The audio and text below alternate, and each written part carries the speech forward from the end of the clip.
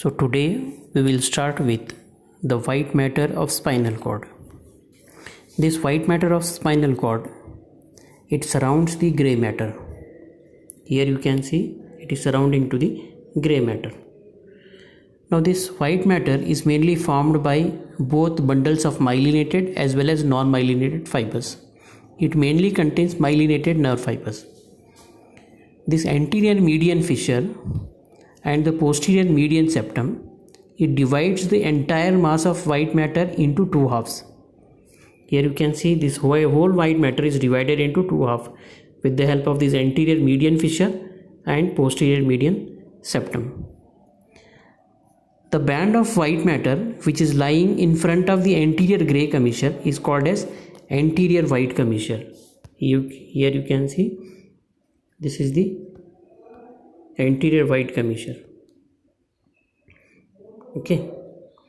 Now each half of the white matter is divided by the fibers of anterior and posterior nerve roots into three white columns, or they are also called as funiculi. They are called as anterior white column or anterior white funiculus, lateral white column or lateral white funiculus, and posterior white column or posterior white funiculus.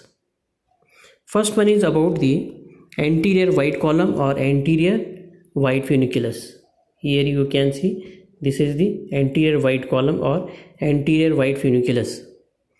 This anterior white column, it lies between the anterior median fissure on one side and anterior nerve root and anterior gray horn on the other side. The next one is about the lateral white column.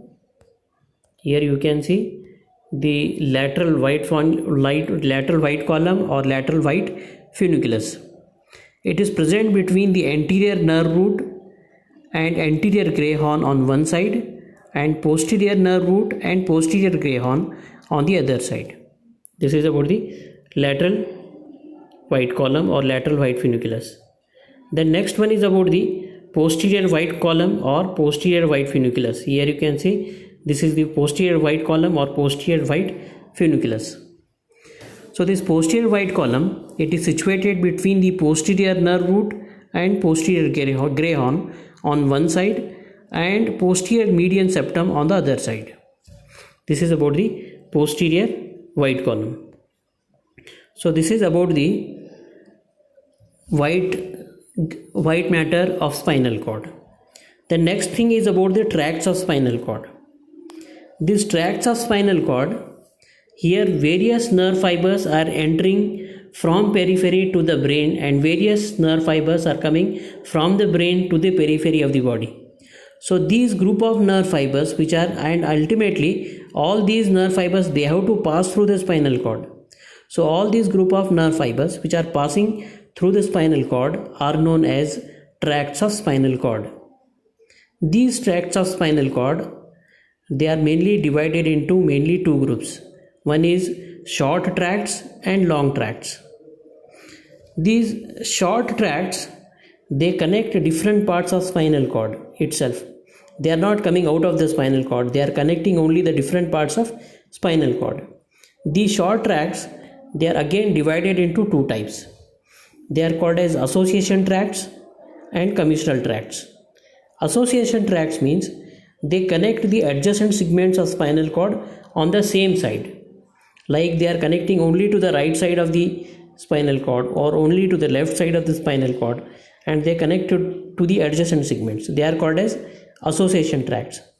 Then second one is commissural tracts. Commissural tracts, they connect the opposite halves of same segment of spinal cord. They are not connecting to the adjacent segment, they are connecting to the same segment of spinal cord on the opposite half, like from right to left or left to right. They are called as commissural tracts. The next one is about the long tracts. Long tracts are also called as projection tracts.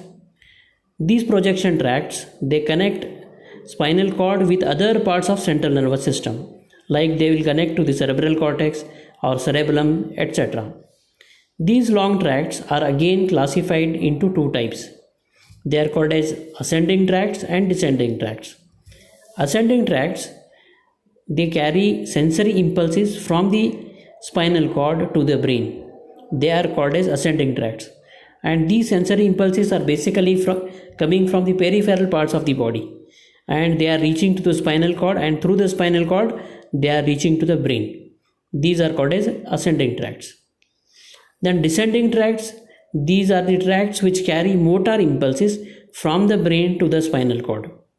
So here actually what is happening, these motor impulses, they are generated from the motor area of the brain, they will reach to the spinal cord, and from the spinal cord they will reach to the periphery of the body.